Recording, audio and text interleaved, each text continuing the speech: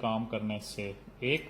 और दूसरा ये है कि इससे आप 5 वोल्ट भी चेक कर सकते हैं, 3 वोल्ट भी चेक कर सकते हैं, 2 वोल्ट भी चेक कर सकते हैं। उसके अलावा गाड़ी के अंदर जितने भी सेंसर होते हैं, फॉर एग्जांपल ये मेरे पास अभी पड़ा है, ये एक होंडाई गाड़ी है जिसका क्रंक सेंसर है, ठीक है।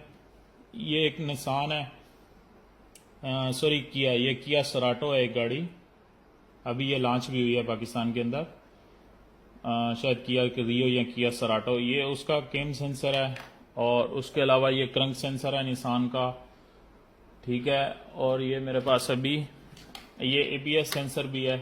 ये जितने भी सेंसर हैं, ये हर सेंसर एक महसूस जो है रेजिस्टेंस पे काम करता है, यानी हर एक सेंसर की अपनी अपनी रेजिस्टेंस है। तो अगर आप सेंसर बाहर चेक करना चाहते हैं तो आपको सबसे पहले सेंसर की रेजिस्टेंस चेक करनी पड़ती है। तो रेजिस्टेंस चेक करने के लिए आपको मल्टीमीटर की जरूरत है।